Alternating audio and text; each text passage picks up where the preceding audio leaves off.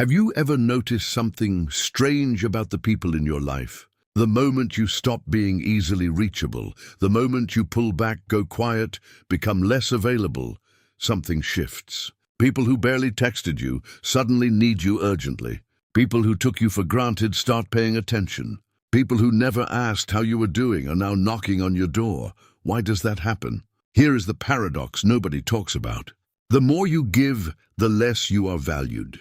The moment you stop giving, the truth surfaces, Carl Jung said. The most terrifying thing is to accept oneself completely.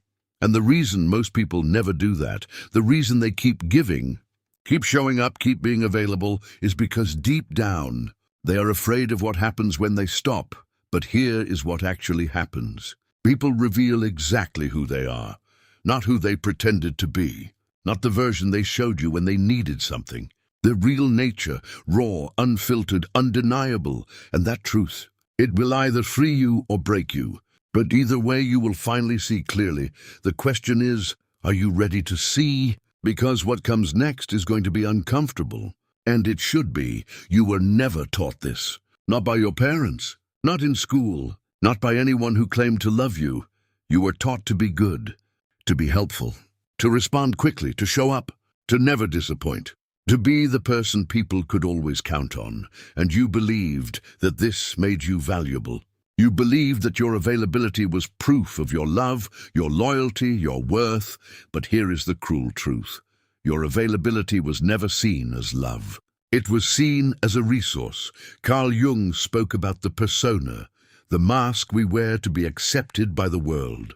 And your persona was built around one terrifying belief: if I'm not useful, I will be abandoned. So you answered every call. You responded to every message. You said yes when your entire body was screaming no. You showed up exhausted, drained, empty, and still gave more.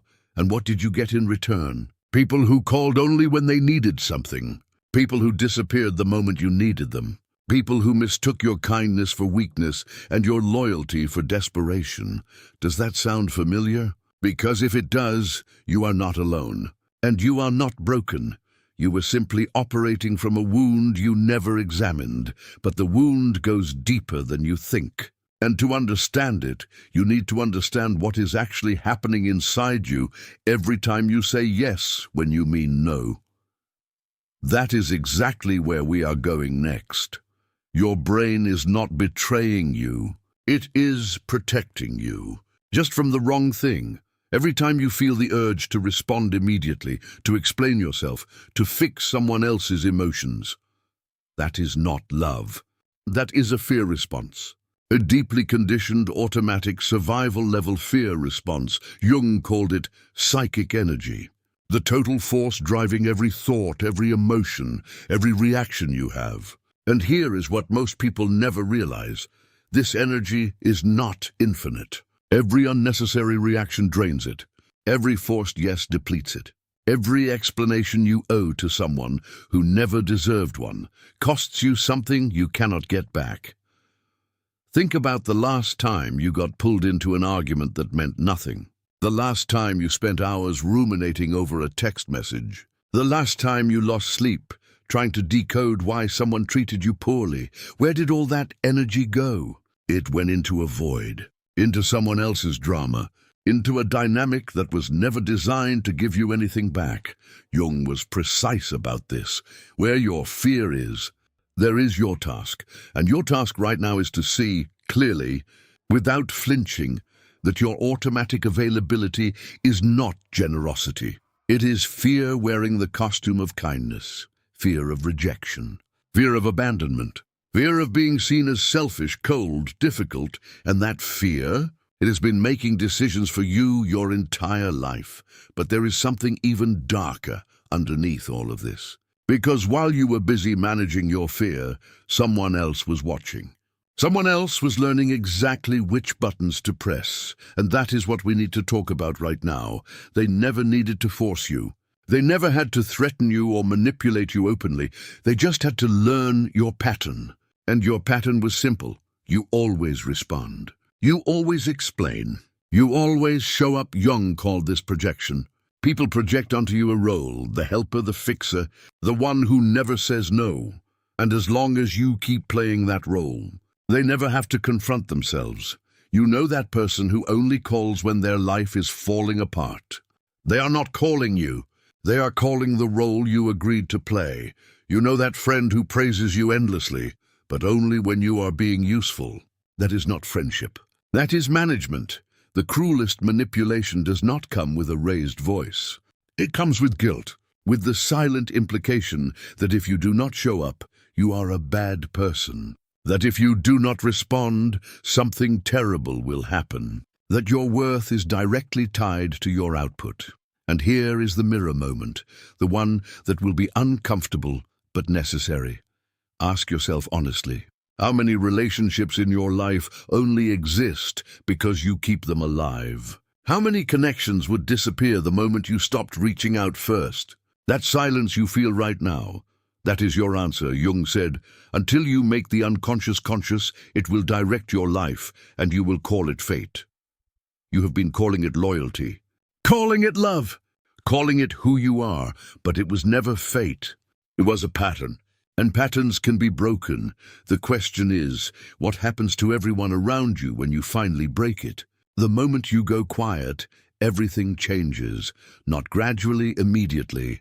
The energy in every relationship around you shifts the second you stop being predictable. Some people will reach out more. Some will get angry. Some will accuse you of changing, of being selfish, of thinking you are better than everyone. And every single one of those reactions tells you something that years of conversations never could. Their reaction is their confession. The person who panics when you do not respond instantly, they were, depending on your anxiety to manage their own. The person who gets angry when you set a boundary, they were profiting from your boundlessness. The person who accuses you of being cold, they mistook your warmth for weakness. Jung said, everything that irritates us about others can lead us to an understanding of ourselves. When you become unavailable, you hand people a mirror. And not everyone wants to see what is in it. This is not cruelty. This is clarity, and here is what changes for you. When you stop leaking energy in every direction, something begins to consolidate inside you. A stillness, a weight, a presence. You walk into a room and people feel it without knowing why. You speak less and are heard more. You need less and attract more. This is what Jung meant by individuation, becoming so rooted in yourself that external chaos loses its grip on you. But knowing this is not enough, you have to actually do something different. And that starts with moves so small they seem insignificant, but they are not. Start small. Brutally small. Do not respond to that message immediately. Wait, breathe. Ask yourself, does this deserve my energy right now? Leave a conversation before it drains you. Not dramatically, just quietly. Without explanation. Say, I'm not available, without a paragraph of justification attached to it. Turn off your phone for 1 hour. Notice the discomfort. Notice how you feel the urge to check, to respond, to be reachable. That discomfort is the withdrawal from a habit you built to feel safe. Jung called this sacred isolation. Not depression, not avoidance. A deliberate, conscious withdrawal into yourself, so you can hear your own voice again, beneath all the noise of everyone else's needs and demands. And here is what will happen. You will feel guilty at first. You will feel selfish. A voice inside you will say you are being too harsh, too cold, too distant. That voice is not your conscience. It is your conditioning. The real you, the one Jung spent his entire life pointing toward, does not owe unlimited access to anyone. The privilege of a lifetime is to become who you truly are, Jung said.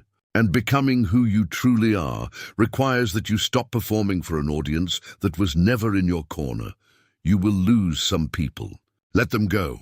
What you gain is something far more valuable than their presence.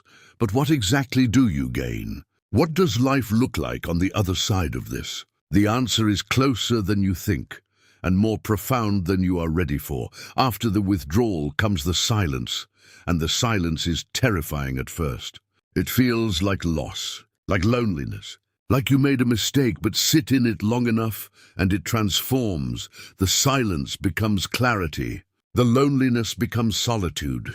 And solitude, real solitude, is not the absence of people. It is the presence of yourself, fully, without apology. This is the rebirth Jung pointed to when he talked about individuation. You stop being a reaction. You become an origin. You stop being shaped by everyone around you and start being shaped by something deeper. Your own truth, your own values, your own uncompromised center. The people who leave when you stop being available, they were never yours to keep. The relationships that survive your silence, those are real. Those are built on something that does not require you to betray yourself to maintain. And you become something rare in this world. Someone who cannot be easily moved. Someone whose presence means something because it is not guaranteed. Someone who gives from fullness, not from fear. Jung said, knowing your own darkness is the best method for dealing with the darknesses of other people. When you do this work, when you go inward, protect your energy and choose yourself, you do not become cold. You become whole, and wholeness is the most powerful thing a human being can become. So now I want to ask you something directly, not as a viewer. As a person, are you ready to stop being available for everything and everyone and finally become available to yourself? Are you willing to be misunderstood, to lose the wrong people, to sit in the discomfort of silence in exchange for the freedom of being completely, unapologetically real? If you are, write in the comments right now, I choose myself. Let's see who in this community is ready for that transformation. Because the people who write those 3 words are the ones who are done shrinking. And I want to know exactly who you are. Keep watching. The next video goes even deeper. And trust me, you are not ready for what it reveals.